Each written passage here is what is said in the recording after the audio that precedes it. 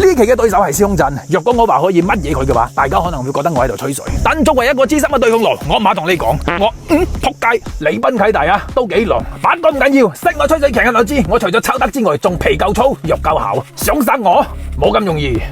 啱先個麥子見我皮咁厚咁襟打，已經嚇到佢走咗去下路，相信佢有排都唔敢嚟我呢度啦。而家就剩翻蕭空震一支公，等我嚟先試下佢拳頭有幾重先。我記得偉大嘅西班牙哲學家拉夫莫拉達尼達斯坦羅米蒂夫基講過，想知道對手一拳有幾重，好簡單，伸個頭出嚟俾佢大窿錘就乜都清楚晒。嗱，睇到未？一試就知啦，普通料嚟嘅。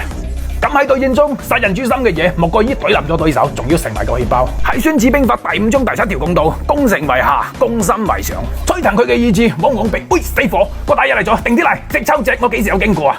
蕭空震都嚟埋，兩個一抽二都未使驚住。我之前有講過，冇3、5個人根本吹我唔着。爭啲撇啦！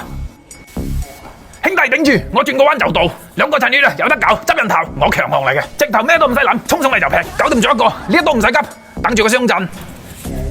你條屋契啊，不過佢一用就唔甩，攞你命！個麥子嚟咗，定啲嚟，睇清楚我細節。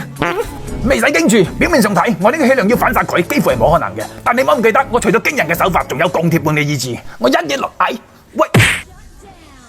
睇呢波，對面班有氣勢沖沖上去要推塔，但有我吹水牆喺度坐鎮，邊有咁容易？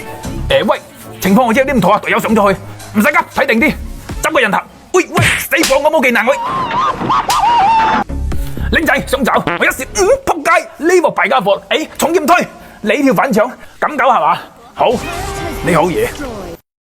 睇呢波，我而家手上仲有個閃，正所謂擒賊先擒王。唔緊要，我哋嘅目標係李彥峰，先一個重劍劈佢一嘢，我仲有個閃，再一刀一嘢落嚟，死未收皮。